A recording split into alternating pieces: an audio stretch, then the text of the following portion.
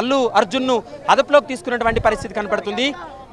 ప్రస్తుతం అయితే మనం చూస్తున్నాం చిక్కడపల్లి పిఎస్ వద్ద కొంత పోలీసుల బందోబస్తు కొనసాగుతుంది. మరోవైపు పుష్ప 2 వివాదం తర్వాత పెద్ద ఎత్తున రాష్ట్ర వ్యాప్తంగా 2 తెలుగు రాష్ట్రాల్లో కూడా చర్చ జరిగినటువంటి సందర్భాన్ని చూసాం. ఎందుకంటే తొక్కిసలాట్లో రేవతి అనేటువంటి మహిళ ప్రాణాలు కోల్పోవడం, మరోవైపు ఆమె కుమారుడు అస్వస్థకు గురయ్యి అతను కూడా ఆ బాలుడు కూడా ప్రస్తుతం హాస్పిటల్లో ప్రాణాలతో కొట్టుమిట్టాడుతున్నటువంటి నేపథ్యంలో పోలీసులు ఈ యాక్షన్కి దిగారనేది మనం భావించాల్సి ఉంటుంది. అభిమానులు కూడా భారీగా చేరుకున్నటువంటి పరిస్థితి కనపడుతుంది. ప్రస్తుతం పుష్ప 2 పై నమోదైనటువంటి పోలీసులు వెళ్ళిన సందర్భంలో కూడా కొంత అసహనం కూడా వ్యక్తం చేసినట్లుగా తెలుస్తోంది. అల్లు అర్జున్ కూడా కనీసం బట్టలు మార్చుకునేంత అవకాశం కూడా ఇవ్వరా పోలీసులకు సహకరిస్తా, కానీ ఇట్లా సడన్గా ఏంటి అనేటువంటిది కూడా ఆయన వ్యక్తం చేసినట్లుగా తెలుస్తోంది. ఈ నేపథ్యంలో ఇప్పుడు పరిణామాలపైన కుటుంబ సభ్యులు కూడా అదే తరహాగా అభిప్రాయం వ్యక్తం చేస్తున్నారా? వాళ్ళ మామ కూడా చేరుకున్నట్లుగా తెలుస్తోంది. వారెవరైనా స్పందిస్తున్నారా? అయితే ఒకవేళ ముందస్తు సమాచారం ఇచ్చినా ఖచ్చితంగా అలర్ట్ అయ్యేటువంటి అవకాశం ఉంటుంది కాబట్టి ఎలాంటి సమాచారం ఇవ్వకుండా పోలీసులు తన ఇంటికి వెళ్ళడం జరిగింది.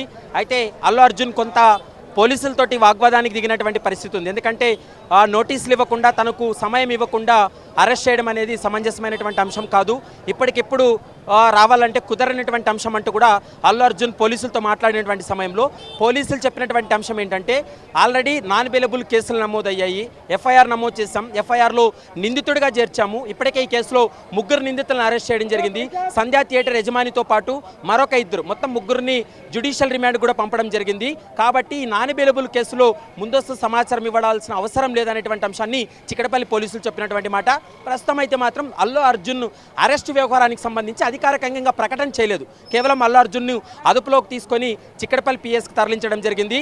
మరోవైపు చిక్కడపల్లి పోలీస్ స్టేషన్లో ఎస్హెచ్ఓగా ఉన్నటువంటి రాజు నాయక్ ఆయనే స్టేట్మెంట్ రికార్డ్ చేస్తున్నాడు.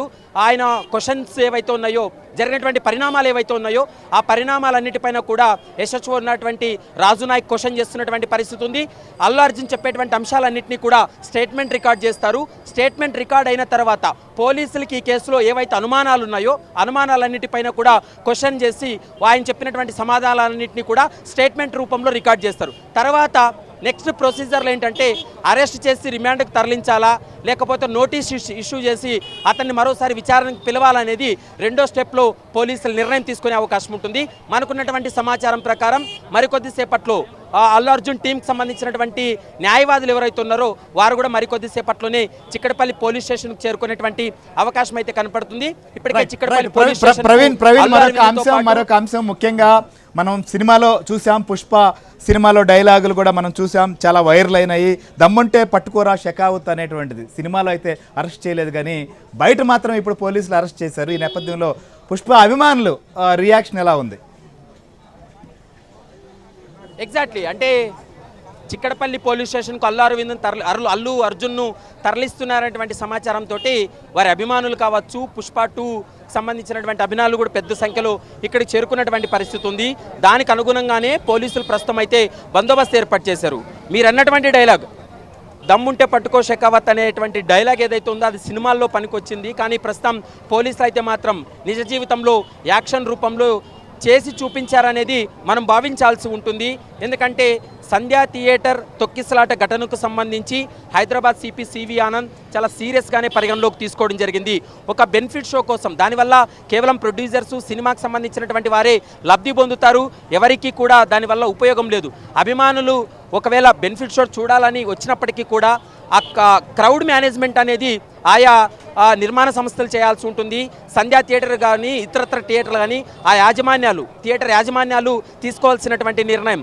ఎందుకంటే భద్రతాపరమైనటువంటి చర్యలు తీసుకోకపోవడం వల్లే రేవతి అనేటువంటి మహిళ ప్రాణాలు కోల్పోవడం, ఆమె కుమారుడు కూడా హాస్పిటల్ పాల్ కావడంతో ఇప్పుడు హైదరాబాద్ పోలీసులు ఈ యొక్క కీలకమైనటువంటి నిర్ణయం తీసుకోవడం జరిగింది. ఒకవేళ ఎందుకంటే గతంలో కూడా మనం చూసాం, చాలా సందర్భాల్లో మనం చూసాం, ఎన్టీఆర్ సినిమాకి సమయంలో కూడా హెచ్ఐ